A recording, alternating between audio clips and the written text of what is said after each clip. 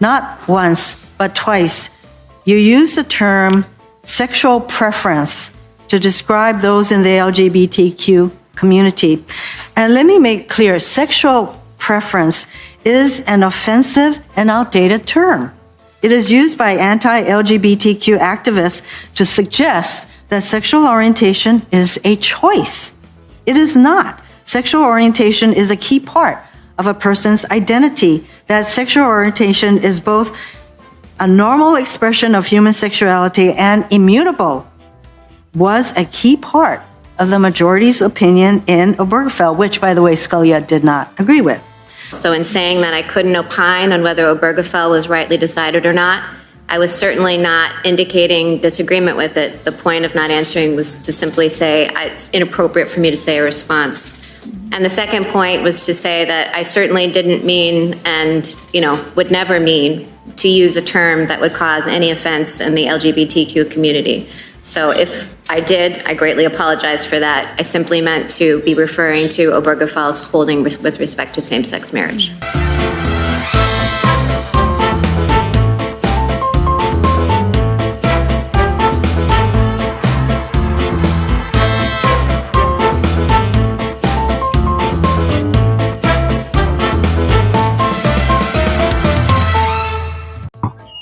Regardless of color, sexual preference, their backgrounds, whether our society has come to respect people, whatever their sexual preference.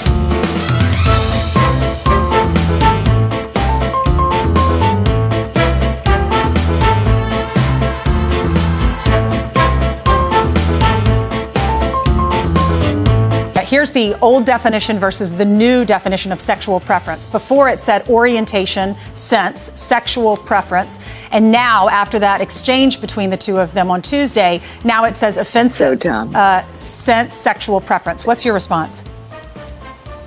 It's really dumb, and that's one of the problems with, the online framework. Before, you would have a team of people who would make decisions about definitions, because that's very important. This started, I believe, when some expert blue check on Twitter made that point, which is idiotic. Let me just tell you, as a gay woman, many in the audience may not know that I am. For me, it is a preference. For others, they would identify it as being an orientation. What's remarkable here is that you've got that, and preference, by the way, had been approved and okay up until maybe, the day before yesterday. Ruth Bader Ginsburg has used it. Joe Biden has used it as a phrase, and there was no problem there. But what's ironic here is that anyone from the gay community would throw in a dash of Stalin when it comes to policing the words we can use.